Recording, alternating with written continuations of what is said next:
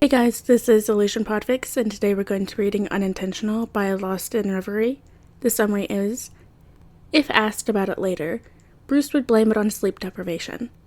It wasn't just the fact that it took more than 2 hours for his brain to catch up with what he had done. It was where it had happened, specifically in the middle of an important Wayne Enterprise meeting with potential investors. He had trailed off mid-sentence while reviewing projections, blinking as the memories finally replayed in full in his mind. He had kissed Clark. Or, Bruce's brain takes a little longer to kick in the morning when he's doing the rounds and saying goodbye to everyone before he leaves for work. Alright, without further ado, let's hop right in. For obvious reasons, Bruce Wayne wasn't a morning person. Sure, he was mostly nocturnal, due to his life choices really, and when he had to wake up before 9 a.m., he only managed it because caffeine existed, and because he was too petty to let Alfred win the argument about whether he could manage being Batman and CEO of a multinational company. That being said, while Bruce could technically be physically awake before 9, it didn't mean his brain was.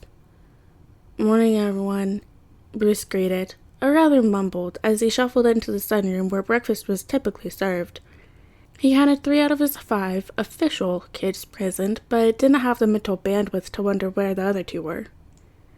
Alfred was there, of course, and so was Clark.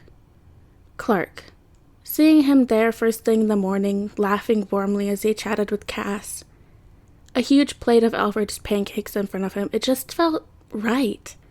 But while Clark was a frequent guest, frequent enough to have an assigned room, his presence at breakfast wasn't routine. He'd come over last night to help Bruce with a case that might have Metropolis connections. By the time they wrapped up, it was so late, it made sense for him to stay the night. Never mind that Clark could fly home to his apartment in under 5 minutes. Neither of them ever mentioned that detail. Alfred, as always, had simply poked his head into the Batcave at an ungodly hour, informed them that Clark's room was ready, and left it at that. No questions asked. It was how things worked. Now, if only Bruce could muster the courage to ask Clark to stay permanently. But that was a topic for another day. Alfred set a plate in front of Bruce. Eggs, bacon, toast, and followed it up with a teacup filled with their strongest brew. Clark always teased him for having tea instead of coffee in the morning. How could he not, when he had been raised by a British man? But he never did it in front of Alfred. Coward. Breakfast was lively as usual. Bruce ate in relative silence, his brain still buffering.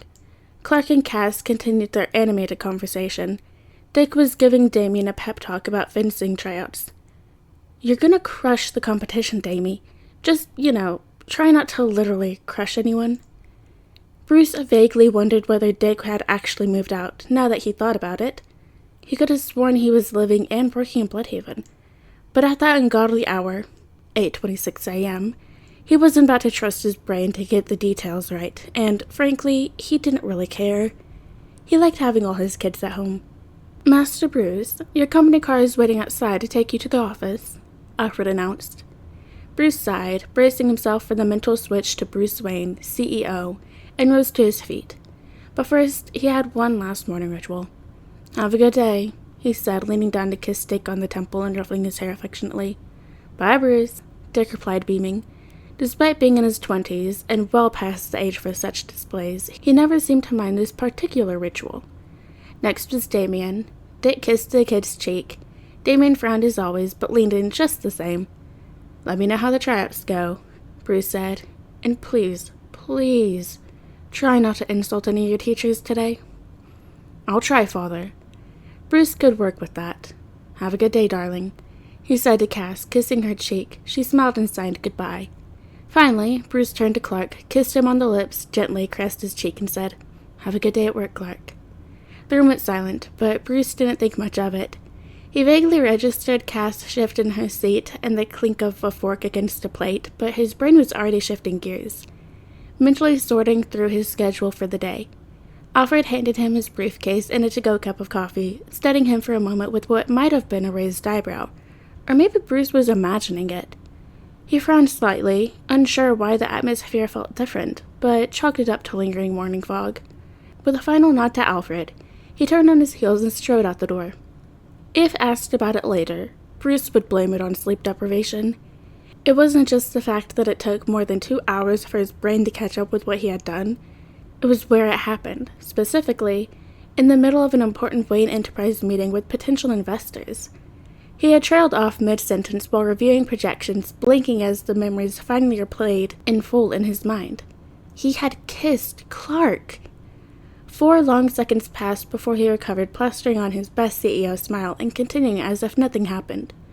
Lucius Fox gave him a concerned look, but said nothing. Thank God. "Everything okay, Bruce?" Lucius asked when the meeting finally wrapped up. Despite the momentary lapse, the investors seemed pleased, and the deal was all but sealed. Still, Bruce wasn't the type to celebrate until everything was signed. "Yep," Bruce replied, perhaps a little too stiffly. "Everything's just peachy." He added his well-practiced press smile for good measure, but Lucius wasn't buying it. He gave Bruce a look, the same look Alfred used when he knew Bruce was lying, but wasn't going to push. That's why Bruce appreciated Lucius. He let him have his secrets. "Sure," Lucius said, clearly unconvinced. "But just now, you can tell me if anything is bothering you." Bruce nodded and made a quick exit before Lucius could push further. One of the perks of running an almost century-old multinational corporation? It was so well-oiled that the CEO could vanish for a personal crisis, and no one would bat an eye. With Lucius at the helm, Bruce's primary responsibilities boiled down to showing up for key meetings, presenting figures, and pitching products. The rest could be managed in between hero work, remotely if needed. Unfortunately for Bruce, today he had had just enough space in his calendar to freak out for exactly 34 minutes. Throughout the rest of the day, the memory of that kiss kept looping in Bruce's head, louder and more persistent than even the Joker's laugh. He'd always imagined their first kiss would happen after a huge battle that they'd both managed to survive, mostly him, despite all odds. One or both of them would finally crack, and they'd share a passionate, adrenaline-filled kiss that was years in the making. Instead, he'd given Clark a breakfast-flavored peck on the lips. He told him to have a good day at work and shuffled out the door. It was so domestic, far from the epic, heart-pounding moment he'd envisioned. And worse, it wasn't even intentional. Now he was panicking because he had a league meeting in 20 minutes. He couldn't possibly look at Clark in the eyes and be normal. So he decided to hide in his tinkering lab at the watchtower and focus on disemboweling a Luther robot for parts. A perfectly reasonable reaction. "It's fine," he muttered to himself, tightening a bolt with unnecessary force. He probably didn't even notice. That's a bold assumption to make. Bruce froze. Clark's voice echoed from the doorway, warm and pleasant, like the sun spilling into the room. Bruce didn't need to turn around to know he was there. He could feel him. His presence was filling the space like he belonged there. "What are you doing here?" Bruce asked, keeping his tone neutral as he adjusted a circuit board. Clark stepped into the lab, his cape brushing the doorway. "Alfred said you'd already taken a Zeta tube to the watchtower." Bruce muttered under his breath. "Alfred talks too much." Clark held up a box of donuts. "I brought these. From a bakery in Metropolis you like."